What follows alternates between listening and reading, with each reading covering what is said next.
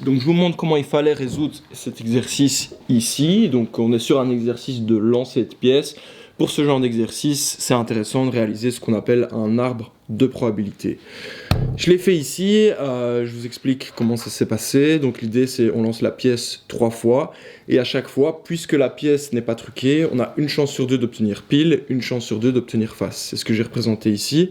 Donc on lance la pièce une première fois, une chance sur 2 d'obtenir pile, une chance sur 2 d'obtenir face. Ouais. Toujours, on répertorie les issues possibles. Ici, il y en a 2, il aurait pu en avoir plus dans un autre cas de figure. Et chaque fois, au-dessus de la petite branche, on met la probabilité qui correspond, en fraction, en général. Right? Une fois qu'on est là ou qu'on est là, on relance la pièce et à nouveau, 2 issues possibles, dans chacun des 2 cas. Une fois qu'on est là, 3e lancé, on a chaque fois ici encore 2 issues possibles, équiprobables, ouais. On lance la pièce 3 fois, on s'arrête et on regarde ce qu'on a obtenu. La question qu'on nous pose ici, c'est quelle est la probabilité d'avoir 3 fois pile? Ouais. Donc 3 fois pile, ça veut dire que je veux pile, puis pile, puis pile. Pour calculer la probabilité qui correspond à cet embranchement-là, 2 possibilités. La première, je multiplie les probabilités qui se trouvent sur chacune des branches. Ouais. Donc je fais 1/2 fois 1/2 fois 1/2, ça me donne 1/8. Deuxième possibilité, je me dis en fait, moi il y a un embranchement qui me satisfait sur 8 possibles. Probabilité se calcule toujours en termes de cas favorables sur nombre de cas possibles. J'ai un embranchement favorable sur 8 possibles. Ma réponse ici c'est 1/8. Dans les 2 cas ça donne la même chose et ça c'est tout bon. Deuxième question qu'on nous pose, quelle est la probabilité d'avoir au moins une fois face? Différentes façons de procéder.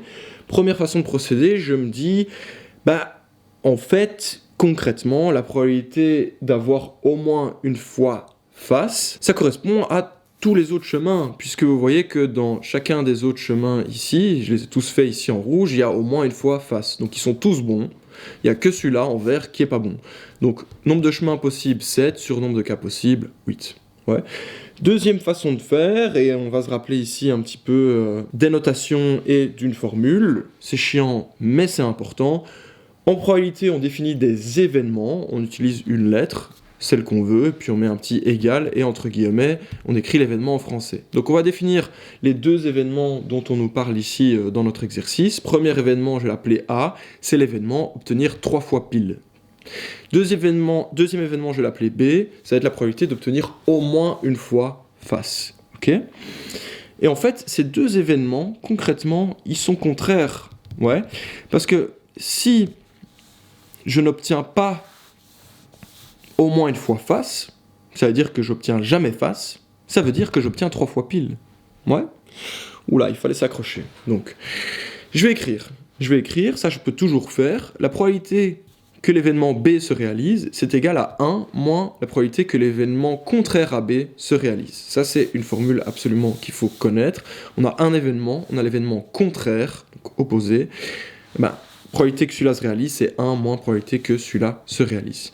À partir du moment où l'événement contraire de B, c'est ne jamais obtenir face, je dois comprendre que c'est exactement égal à obtenir 3 fois pile. Ouais.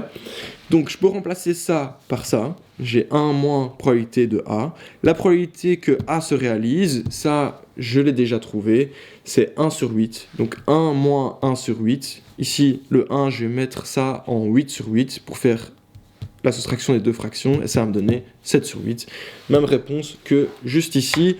Le but ici c'était simplement de faire un petit rappel sur la façon dont on nomme des événements. Cette petite formule ici qui lie un événement à son contraire travaille un petit peu pour trouver la réponse. Ça marche. Donc arbre de probabilité, un outil intéressant à maîtriser, même si, pour être honnête, dans la plupart des cas, on va plutôt s'en sortir avec un diagramme de Venn, un tableau ou alors des formules comme ça qu'on va mitrailler. Ça marche ? À la prochaine.